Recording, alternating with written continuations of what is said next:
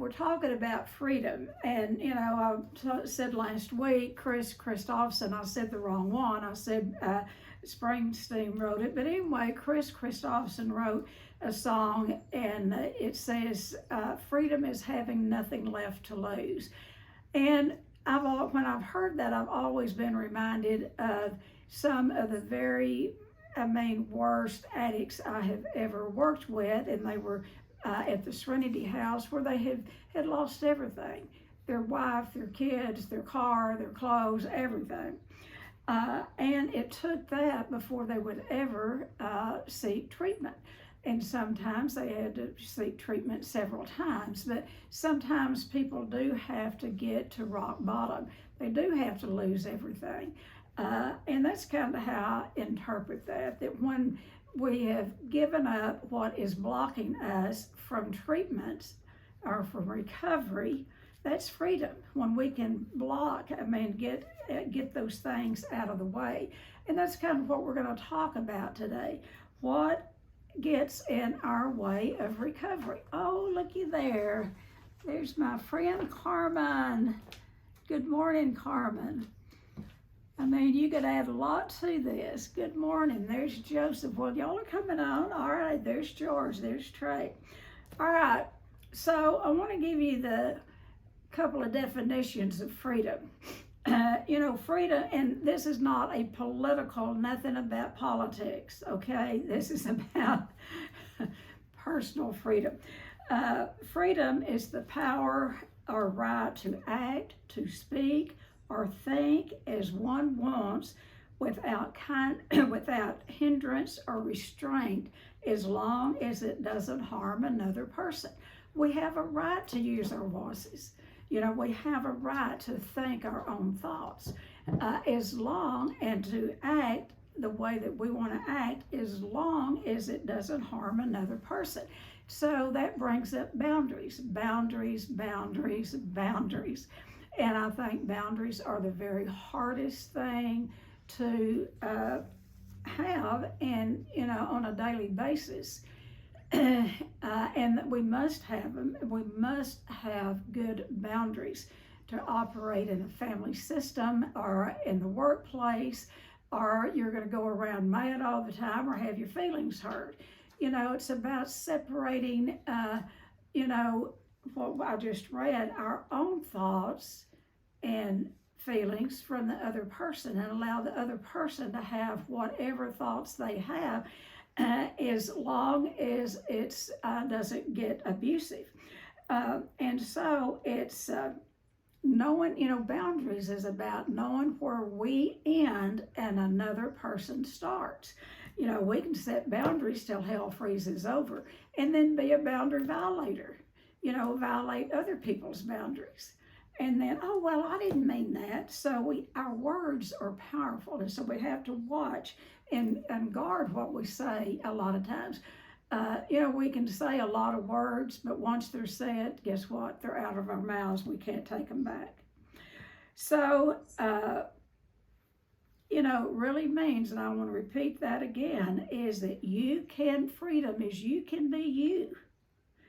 And it means you will let me be me.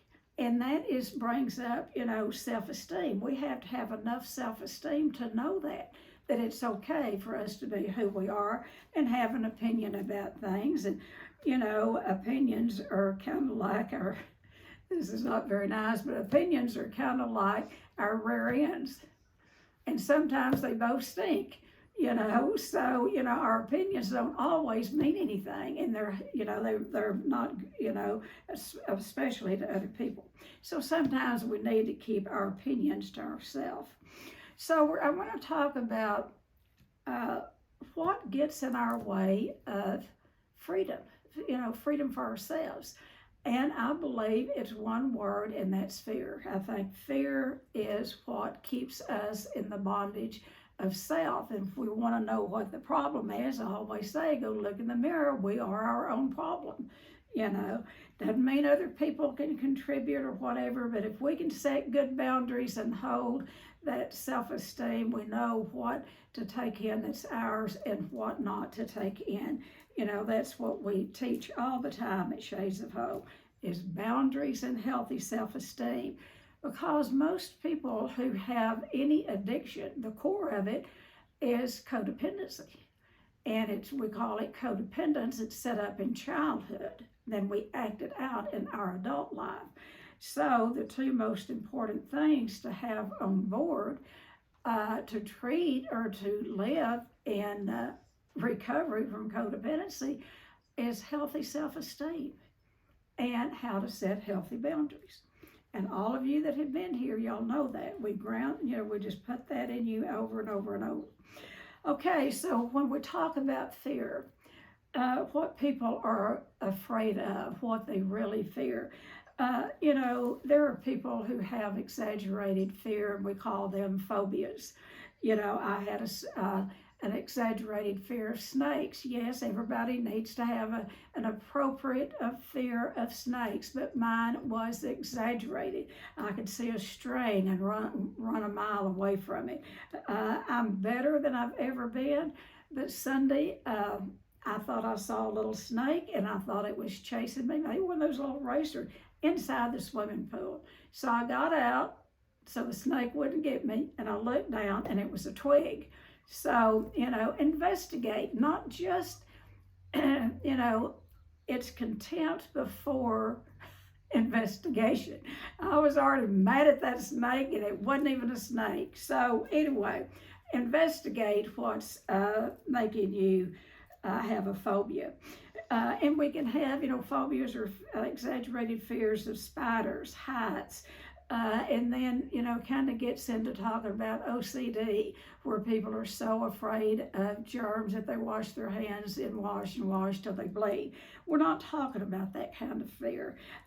We're talking about the core fear that strips away the very fiber of our being and our freedom to be uniquely who God made us to be. And no one takes that away from us but ourselves. If you think someone else has taken that freedom away from you, you have served it up on a silver platter and given it to them. No one can take your freedom. That is within you. That is God-given.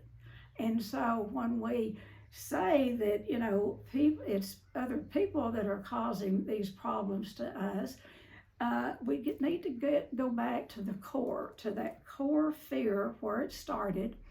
And whether we like it or not, those things start in our childhood. And sometimes it takes a long time, particularly if you have a lot of junk from your childhood.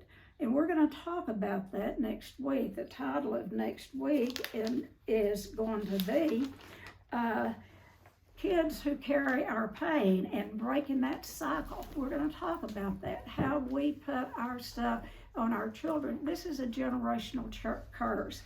So in order to get to that core fear and the core pain, it's usually about childhood. Now, I will tell you, it's not always about parents. Majority of the time it is. And parents don't intentionally, parents don't get up one day and say, well, today's the day I go screw up my kids' lives. They do it out of their own lives not being very healthy. I mean, maybe they're addicts, alcoholics, whatever. So we're going to be talking more about that core fear, the very core fear that just kind of, the 12 and 12 talks about fear is a thread that runs through everything. It underlines everything that we do. The fear usually drives other feelings and conditions. And what fear is exaggerated fear turns into anxiety. And anxiety is like having an undercurrent or, a log or a weight on you, like you're in the water and you've got something dragging you down all the time. That's what anxiety is. Anxiety is And many times, anxiety is exaggerated fear, because when we really look at fear, fear is in the future. Now, unless you're inside a burning house, or like we were a month ago and this little village was about to burn up, that's healthy fear. Get out of the burning house. Get out of the way of the fire. That's why God gave us fear, is healthy fear to protect ourselves. But the kind of fear I'm talking about is we project it into the future. It's projected into the future. The what ifs. Oh, what if this happens? Well, what if that happens? And you know, I call it the henny penny syndrome. If y'all know that little henny penny nursery rhyme, you know, she went through the village or the barnyard where she lived. Oh, the sky is falling, the sky is falling. And, you know, the truth of the matter is it was thunder and it scared her to death. And so we get into bargain trouble sometimes. Now, there's a lot of trouble things that we could be concerned about in the future, and we need to plan for our futures. But when we're living in constant fear of the what ifs, that is what makes us sick. And that is when fear of any kind steals our freedom. We are not free when we are shackled to the fear of, well, my God, what's going to happen now? Now, what's going to happen next? You know, turn on the news. I mean, I have really narrowed down my TV watching. I don't watch a lot of TV anyway, and, you know, I'm not an ostrich. I don't keep my head buried in the sand. You know, I want to kind of keep up, but there is so much stuff, you know, that's not even worth listening to.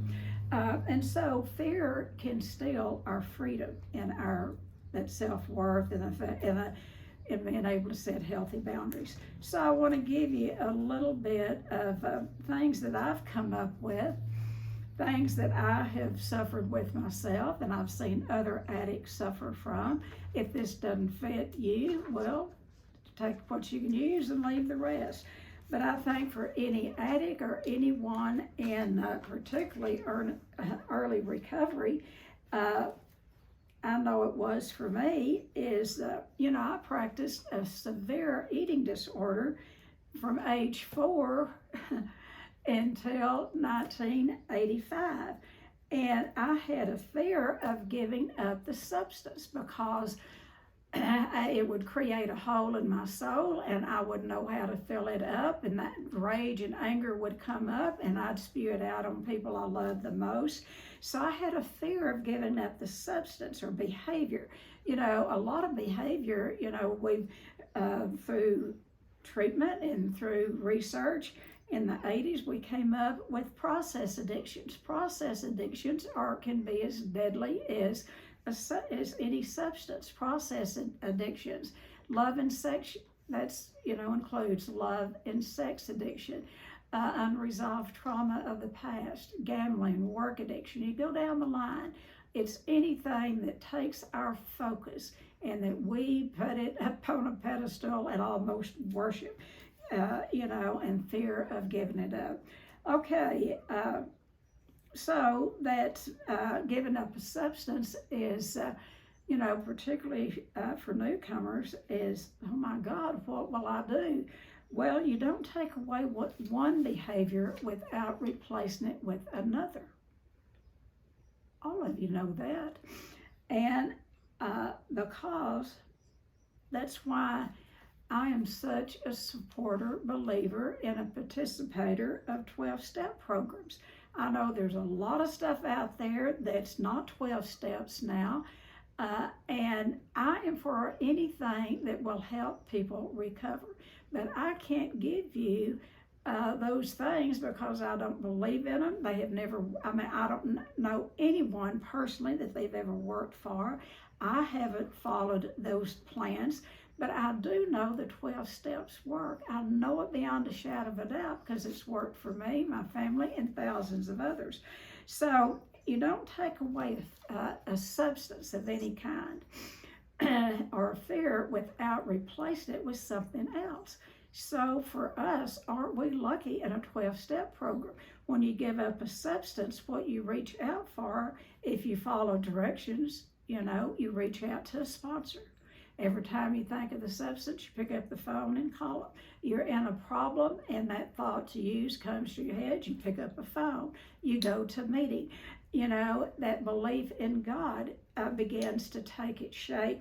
I will tell you, anyone that really works, the 12 steps, 1 through 12, what it will do is walk you up face to face with the God of your understanding. There's no failure to it at all, 100%, if you follow directions. So we don't just give up something. We have to put something in its place. And so, it is that I believe, and many people, and this is science-based. It's been proven over and over that there is higher recovery rate through the 12 steps than any other. We'd like for it to be much higher, but it is higher than any other, modality or track that other people have taken. I don't know. But anyway, number 2, and I see this a lot, fear of abandonment. It's like addicts is that, please don't leave me. We will chain ourselves to someone or something. We will chain ourselves up, lock it, and throw away the key while begging for someone or some organization or something to let go. We hold on wanting other people to let go of us. Y'all been in groups before where we have exercises to help people let go of what they're holding on to. And it's because of that fear of abandonment. Many adult children of alcoholics, many children who've been raised in any form of dysfunction in their childhood have had some form of abandonment. If it hadn't been physical abandonment, it's been emotional abandonment or spiritual abandonment, where parents were not there to really teach them the way, so abandonment is a big deal. And what a lot of it is we've got to look at what we have, that fear of giving up, and be willing to let it go. And then number 3, and this is right out of the 12 and 12. The fear of losing what we already have. What we already have. Or the fear of not getting what we want. That is self-centered 101. That fear of losing what we already have, or fear of not getting what we want. And so we're like a grabber person. We hold on to what we have for a fear that we're going to lose it. And I believe in energy. I believe when we put negative energy out into the universe, I believe God accommodates us and pushes it right back to us. I think it comes right back. Whatever we put out there, well, hello, here it comes back. When we have a fear of abandonment and we hold on to somebody too tight or something too tight, we're bound to lose it. I want you to go back over some of your inventory and those things that you've held on to for dear life. If you didn't eventually let go of it, probably you lost it, or it wasn't worth keeping in the first place. Okay, so I'm kind of revved up this morning for some reason, but I think this is a core that is in a lot of recovery people. We've got some long-term recovery people on here, and I will tell you, the disease of alcoholism it's alcoholism, not alcoholism. And I think that's true for every addiction, whether it's food addiction, love addiction, or process addiction. It can return in a twinkle of an eye. We may not use, but the behavior, the thoughts is what I'm talking about, is we let them live rent-free in our head, and then they just churn up there. All right, so number 4 is fear of losing a relationship. And I'm talking about, this is more of a love relationship. Fear of losing a relationship. And there again, when we have that fear, sometimes we hold on so tight, we strangle the other person. We strangle the pure life out of them. And until we can take a stand for ourselves. And I believe this. And I see we teach this. I teach it. And I had to learn it in my own life because I was always trying to find somebody to prop me up. I didn't think I was enough. You know, my ideas wasn't good enough. What I did wasn't good enough. I was never good enough. So I had to find somebody to prop me up. And, you know, so unhealthy people go find other unhealthy people to prop them up. And that's where we have that dependent relationship. So the solution to this is to, when we can stand alone, and I had to learn this in my marriage. I didn't go into my marriage like this. I was expecting my husband to be the end all be all, to give me everything that my parents didn't give me. And guess what? I married my mother. I married someone that was so needy emotionally that, you know, just like my mother, and that's what we do. We recreate our childhood.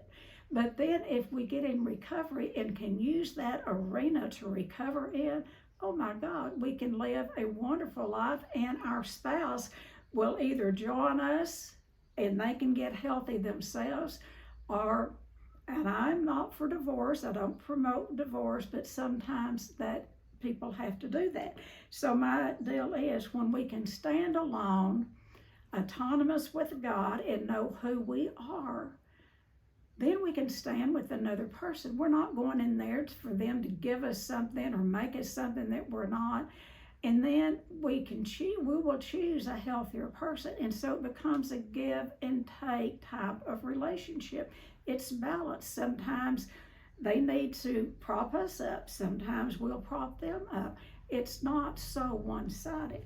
So relationships, I believe, is the hardest thing that people can look at and have to look at in recovery.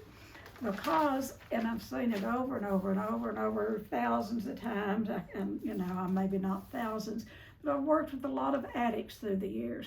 This is why we want to bring the family along in the journey, because if you don't, they will sabotage that addict's treatment on every hand, out of their own ignorance and out of their own sickness that, you know, when you live in a system that's sick, every person is, you know, has their own share of the dysfunction. So, and I've seen it happen, you know, particularly men, you know, have treated lots of alcoholic men, and a lot of times they don't want their wives to come to treatment, and come for family week, and they sure don't want them to go to Al-Anon. And if the spouse of an alcoholic, whether they're male or female, will get into Al-Anon and get on their own track for recovery, you're going to take your eyes off of the addict and give them freedom. And if you are so used to having someone to prop you up all the time, you know, and early in recovery, you won't like them going to Al-Anon. And I see men all the time not wanting their spouse to go to Al-Anon. And I see a lot of women that their spouse will not go. I'm going to call out my friend, I hope he doesn't mind, Bill, and I hope he'll talk in a few minutes about, he works one of the best, it is his program, but it is the program of Al-Anon. He works one of the best Al-Anon programs I've ever known anyone to work. And maybe he'll speak on that in a few minutes. It's not easy to live with folks like us. And what I mean like us is to live with addicts. We are not easy people to live with, because most of us are so eat up with ourselves. And the big book talks about, you know, self-centeredness is our problem. And then we can pick out other self-centered people to be married to or be in a relationship with. And so the recovery can happen for both parties, and then it will spill over into your children and into your family. That's what I want to talk about next week. Number 5 is fear of financial insecurities. And that means not staying in the here and now. You know, I hear and I know, I mean, I went to buy something. I don't go to the grocery store very often. I don't go much anywhere anymore because I have to, I mean, you know, I've been kind of sick. But anyway, I was in a store the other day. I've been reading about and hearing about inflation on TV, but it hadn't struck home to me till I was in the grocery store, and I noticed something that I had paid $2 for $5 for. $2 for $5. And it was, I think, that one single thing was $4.29. That's how much inflation has gone up. So I know that we're setting here in the United States what it is. You can blame anyone you want to blame, but it's the pandemic. We knew going in that it was going to take us a while to get out. So people can, you know, we can all get in fear. Oh, you know, a lot of times a recession will follow what we're in now, inflation. And it doesn't have to. It does not have to. But our fear will create that. Because we'll all quit spending. We'll all quit doing so. Anyway, I'm going, that's politics, and I'm going to get past that. So financial. And if you do have any kind of financial problems, if you've got yourself in debt, I want to recommend the best book that I've ever seen. It helped me myself, not my husband, because it was my debt that I incurred when I got home from treatment. I changed my eating disorder to a spending addiction for a year, and what helped me get out of that was a book called How to Stop Debting and Live Prosperously. It will tell you step by step by step by step. And so, but also it will tell you what to do with your money. That man helped me so much, and I still use a lot of what I learned through that book. Okay, so one of the fears, and it is a feeling, this is a feeling, one of the big fears of addicts particularly is that fear of loneliness. And I think that's one of the reasons we stay in sick relationships so long. You know, we're not getting what we want, but it's better than nothing. And we have that feeling of loneliness. And a lot of that is not knowing how to be with ourselves. You know, loneliness, I was talking to my friend Misty. Her children and husband had been on a little short vacation, and she never has any time to spend by herself. She has 3 boys, a husband, she works, she goes to church, all of that. So she's had 5 days to be by herself, and she said that she loved every minute of it. And if you can't stand your own company, there's something wrong there. And loneliness, when you're longing or lonely for something, check out what you need on the inside, and about how if you don't enjoy your own company. And you know, one of the answers that for loneliness is reaching in to the God of our understanding, reaching in to the God of your understanding. And when you do that, you're not alone. And then reach out to another human being. That is what the 12-step program is all about, is reaching in and reaching out. Reach out to someone else.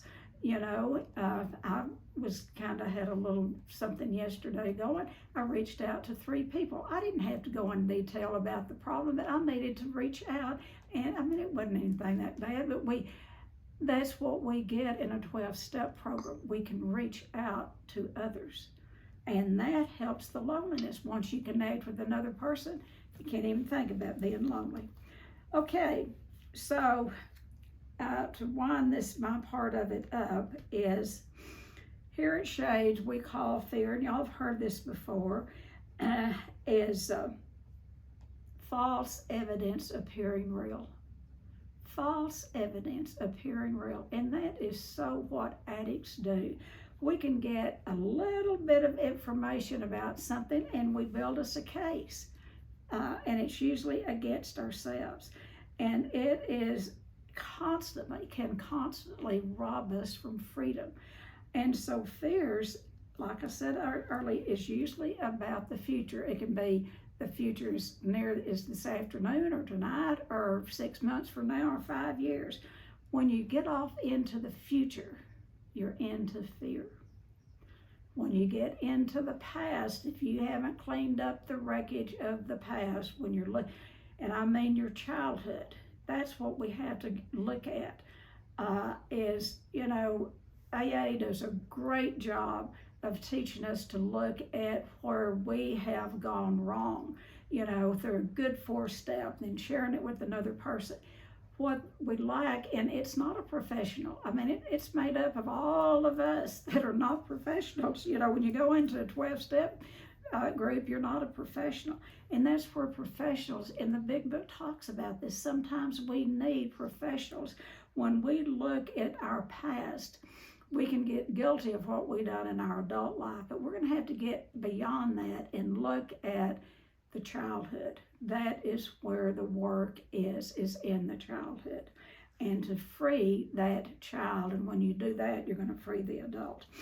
Okay, healthy fears about the present, like I said. When we have fear that something's going to happen right now, clouds coming up, a fire's in the mist, you're about to run a stop sign, that's healthy fear. And God gave us that in order to help us take care of ourselves. Treat it for what it is. Instead of focusing on the what ifs. One of the things, and that this is my favorite verse in the Bible, and I break it down, and I'm going to show you how I break it down. It's, be still and know that He is God.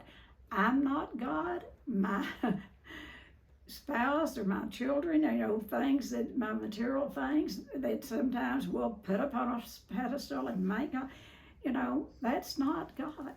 We have to figure out and be still and know that He is God, whatever your God concept is. And then I break it down to be still and know, just to have a knowing that there is a solution to every problem. That I believe, whether you do or not, let me believe until you believe, when we can be still and know and realize that God's got the problem. And if we will seek help through sponsors or professional help or whatever, God lives and works through people. And so get with other people, because when we're all into the fear, we pretty much have an idiot for a therapist or a sponsor. We don't know, or I don't know when it's my own stuff. So be still and know. Just have a knowing that God's got us, that we might need to reach out to another human being, God with flesh on. And then it's important for us to be still. Remember Henny Penny. She was just running around that chicken yard just in hysterics. The sky's falling, the sky's falling.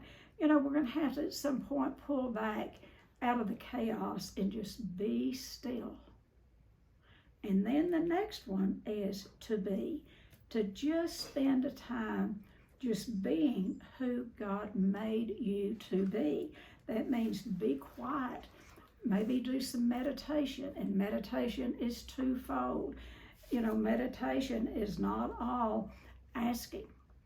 My prayers used to be real long. I'd pray for an hour. God, give me this, give me that, and give them that, and something else.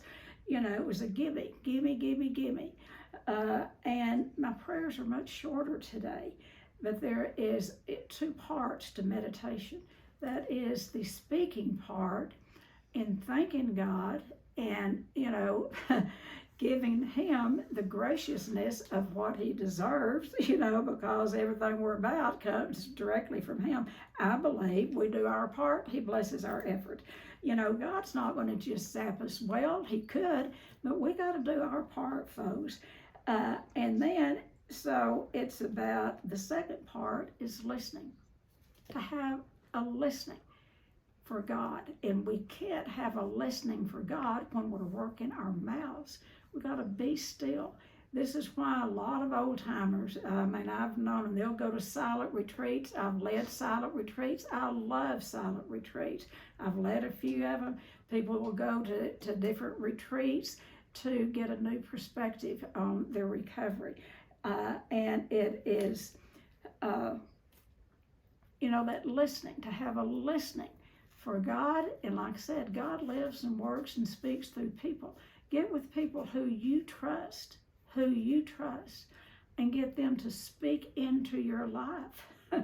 Because if they're 12-steppers, before they speak into your life, they're going to have a conversation with God, because they're going to know they don't have the answer. And when they don't know, they'll tell you. They won't make up something, So meditation is two-part. It is about talking to God and then listening. Have a listening to God, and then a listening to people that he puts in your lives. So to end, the 12-step program gives us spiritual freedom. There's that word freedom again, because it encourages each of us to find a personal understanding of God, our personal understanding of God, and to do that, to allow others the same freedom. We don't have to be a bully about telling people who God is. God, it's personal, but then we can share our experience, strength, and hope.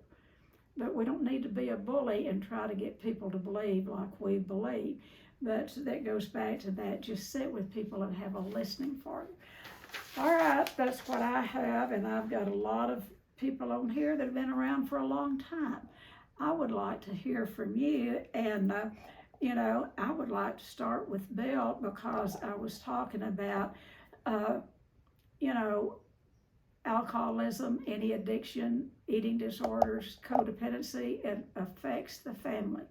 And if the family doesn't get help, particularly the spouse, yes, the addict can get help, but there's a big missing there, because there's not a sharing between the family and the addict. They're kind of the Long Ranger out there, and they go to those meetings, and family doesn't really know what they're going in there for. And so, Bill, would you be willing to share a little bit about your experience in Al-Anon?